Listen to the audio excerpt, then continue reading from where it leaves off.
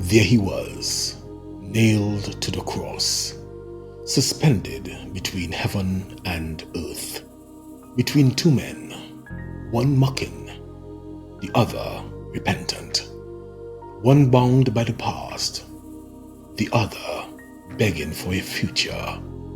And right there in the center was Christ. But why the middle? Why not just crucify him alone? You have to recognize that nothing in the sacred script is random, and the center holds a mystery. Let us explore the metaphysical meaning of centering. To be centered is not merely about calm or balance. It is an ancient principle, a spiritual alignment between polarities. Esoterically, the center is the axis of power, the still point amidst motion, the unchanging amidst change. In the Emerald Tablet of Thought, it is hinted, as above, so below, all things exist from the One. And where does the One exist? Not in the extreme, but in the center, the equilibrium of all things. You are not meant to live at the extremes, not in shame or pride, not in lack or excess. The sacred path, the way of the initiate, is always through the center. This scene on Golgotha was not just a historical execution, it was a divine geometry. Jesus was not merely between two thieves. He was symbolically between two energies, the past and the future, repentance and rebellion, judgment and mercy. One thief mocked, "If you are the Christ, save yourself and us." The other pleaded, "Remember me when you come into your kingdom." One represents attachment to matter, to identity, regret, and mockery of truth. The other represents surrender, humility, and return to essence. And there is Jesus in the center, representing presence.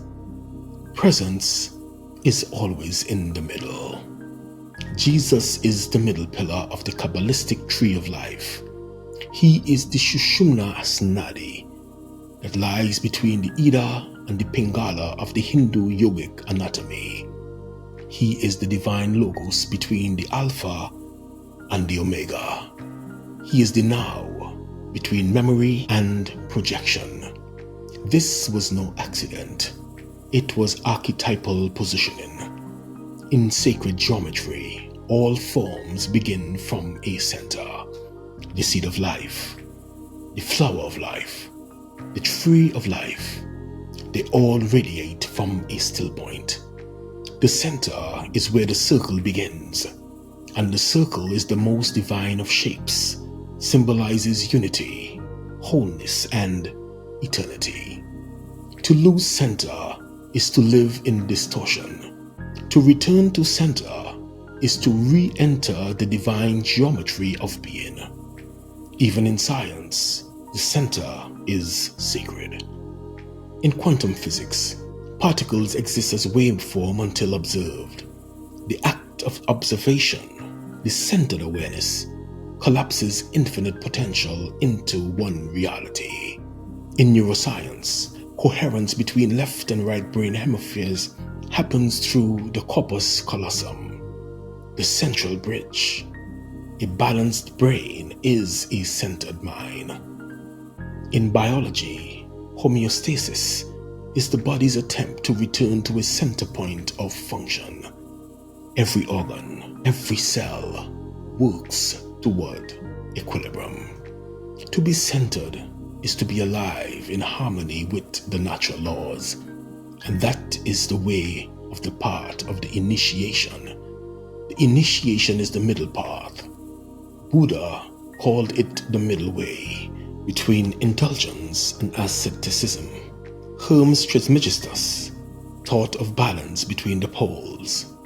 Jesus embodied this part on the cross between two opposing energies. The center is not passive, it is potent. It is where you witnessed without being swallowed, where you feel without losing self, where you respond instead of reacting. You've been scattered, pulled by the fears of the past or anxieties of the future, running toward identity or running from pain. But the Christ within you awaits, not in the corner of your trauma or the peak of your ambition, but at the center of your being. When we are not centered, we operate from trauma rather than truth. We pursue extremes, addiction, ambition, avoidance, thinking they'll bring us peace. Our chakras become imbalanced. We become reactive instead of intuitive. Our breath shortens. Our decisions scatter. Our visions fog. The entire modern world is a pendulum swing, left or right, liberal or conservative, fear or frenzy. But in sacred living, the solution is never at the extreme. It is in the center, observer. This is the Christ within. Here are 5 soul directives to help you return to your center. 1. Breathe consciously. Your breath is the bridge between the physical and the spiritual. Slow, rhythmic breathing returns you to the now. The now is the center. 2. Anchor in the heart. The heart is the center of your energetic body. It lies between the 3 lower and the 3 upper chakras. Live from love, not fear. Feel your choices through the heart's wisdom. 3. Embrace the witness. Practice observing your thoughts, emotions, and reactions without judgment. This is the seat of Christ consciousness, the I am in the center of experience. 4. Balance your poles. Integrate your masculine and feminine. Harmonize logic with intuition, action with stillness. The sacred union of opposites is your return home.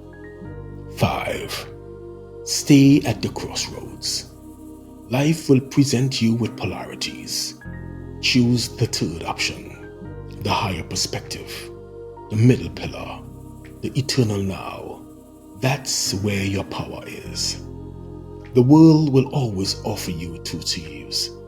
One will steal your peace by chaining you to your past. The other will rob your joy with illusions of a future yet to come. But the Christ within you, the divine blueprint, awaits in the space between. That still point, that sacred middle, that eternal center. Come home to it. Stay rooted in it and watch your world rearrange itself around your alignment. Because when the center is strong, the storm loses its power. So pause right here. Close your eyes if you must. Feel the space between your eyes. That's where the throne is. Not in the noise, not in the war of thoughts, not in the grasping, but in the stillness behind the striving. You are not your past. You are not your projections. You are the eternal flame between the winds of time. You are the centered one, the temple, the bridge, the axis between spirit and matter. And when you rise from this stillness, you do not move from pressure, you move from presence. You do not speak from pain, you speak from the pulse of the divine. Because when you are centered, the sacred geometry of your life realigns. Your breath becomes your prayer, your body becomes your altar, and your life becomes your offering. This is the sacred curriculum. Lesson complete.